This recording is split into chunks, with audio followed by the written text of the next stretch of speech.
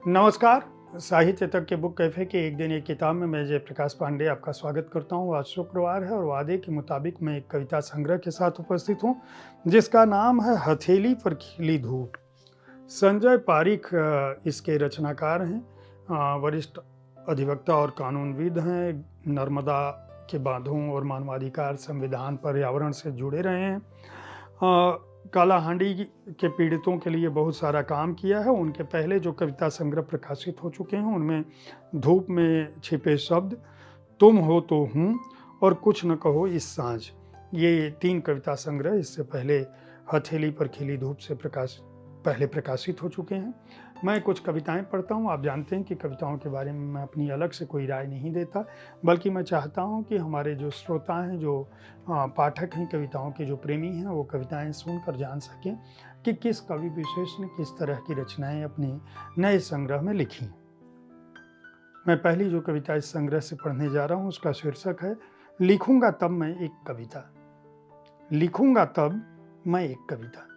लिखूंगा मैं एक कविता तुम्हारी आंखों पर, होठों पर, बिखरे बालों पर बीत जाने दो इस धूप से भरे खुले दिन को। शाम को आहट तो आने दो रात्रि के पदचापों की। कितना समय बीत गया जब नई सुरमई पत्तियों से सारा जंगल भरा था और तुम्हारे हाथ आकाश से उतरकर सुर्ख लाल पलाश के फूलों को प्यार से सहेजते थे।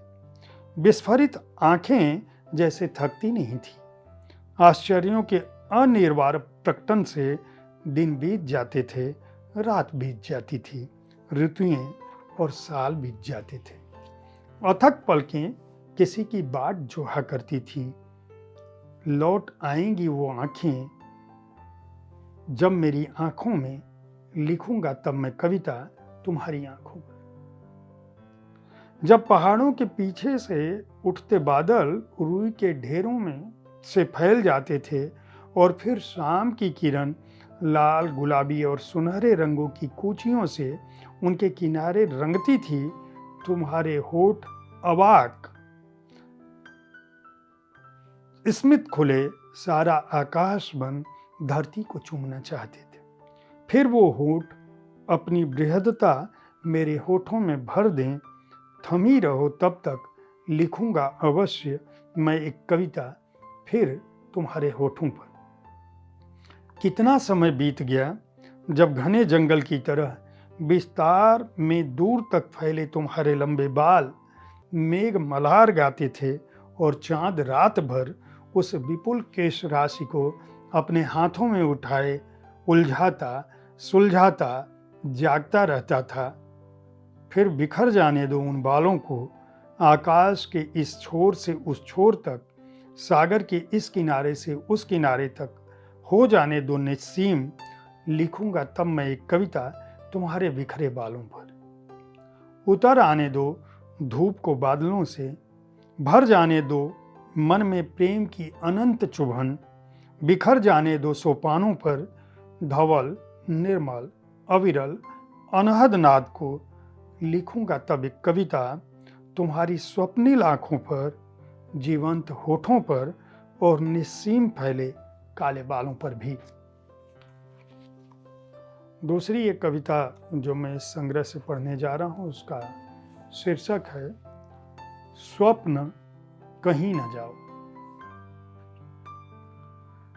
स्वप्न जाओ नहीं, सामने पर्वत शिखरों पर अभी इस गर्म लिहाफ में लिपटे लिपटे करो सुखद चिंतन।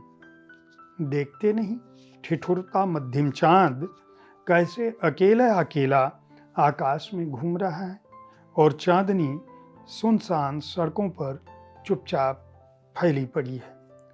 ठंडे ठंडे बर्फान हाथों को लिए अंधेरा एक ब्रह्म राक्षस की तरह सामने के जंगल में छुपा घूरता है। चिड़िया चुप हैं, पेड़ों की पत्तियां चुप हैं, नदी की लहरें चुप हैं। कभी झाड़ियों में किसी के रेंगने की आवाज़ क्षण भर आती है बस। कल्पनाएं भी घर के बाहर जाने से डरती हैं। एक कपकपी सी आती है और झट से दरवाजे बंद हो जाते हैं। समझाती हैं वो कि क्यों चाहते हो बाहर निकलना, भटकना, लेटे रहो लिहाफ में और आने दो स्वप्निल गर्माहट में को। विचारों को विश्राम दो मन, दार्शनिक न बनो, आज ठिठुरन भरी रात है, बस ठूंठ बन पड़े रहो। तीसरी कविता जो मैं इस संग्रह से पढ़ रहा हूँ उसका शीर्षक है बेला। खिलो बिखेरो अपनी सुगंध बेला, ये तुम्हारे दिन है। खिलो बिखेरो अपनी सुगंध बेला, ये तुम्हारे दिन है। क्या हुआ जो कोई आया नहीं पास, छुआ नहीं किसी ने तुम्हारा सुर भी भरा निश्वास। बैठकर तुम्हारे समक्ष किसी ने करा नहीं फूलों का श्रृंगार, गाए नहीं गीत। तो क्या हुआ, करोगी नहीं क्या विश्वास उसका, जो रहा तुम्हारे साथ हमेशा। सहा उसने भी संग तुम्हारे, उपेक्षा एकांत की प्रतीक्षा उसने भी प्रस्फुटन की, और खोल दिए तुम्हारे लिए ही सुरभि के आगार। क्या नहीं है बेला बोला वह तुम्हारा चिर प्यार, क्या नहीं है बेला वह तुम्हारा चिर प्यार। और आखिरी कविता, 4 कविताएं मैं किसी भी संग्रह से पढ़ता हूँ। जो आखिरी कविता इस संग्रह से, जिसका नाम है हथेली पर खिली धूप, से मैं पढ़ रहा हूँ, उसका शीर्षक है अपना सुख। तेज हवाएं चली, उड़ गई सूखी पत्तियां, टूट गई सूखी शाखाएं। कुछ पुरानी डालें भी व्यर्थ का बोझ वहन करते करते थक गया था अंतर्मन। हल्का हुआ वृक्ष अब कैसा झूमता है। चलो हवाओं और तेज, उड़ा दो धूल को तन मन से। एक एक पत्ती से पोंछ दो धूप में बिछा दर्पण, कि अपना रूप कुछ साफ साफ दिखे। फिर करूं अपने से प्रेम, बैठूं दिन भर अपने पास। नयन भर देखूं अपने को ढलती शाम में, और देखूं स्वप्न गुह्यतर रात्रि के अंधकार में। सुबह हो तो देखूं नई पत्तियां, नए स्वप्न, अपने से ही मिलने की खुशी में भर आई आंखें। अपने ही आगोश में प्रफुल्लित मन, अपना अपना सा सब कुछ दूरी ले आता, पराया कुछ भी नहीं। और तेज चलो हवाएं, कि मैं हमेशा के लिए अपना ही बना रह सकूं। ये 4 कविताएं मैंने हथेली पर खिली धूप संग्रह से सुनाई, जिसके रचनाकार हैं संजय पारिक। बाणी प्रकाशन और भारतीय ज्ञानपीठ ने समन्वित रूप से इस संग्रह को प्रकाशित किया है। हार्ड बाउंड संस्करण में यह पुस्तक आई है, जिसका मूल्य है 300 रुपये। उम्मीद है कविताओं पर आधारित हमारा यह साप्ताहिक कार्यक्रम, यानी हर शुक्रवार को मैं कविताओं पे बात करता हूँ, आपको पसंद आया होगा।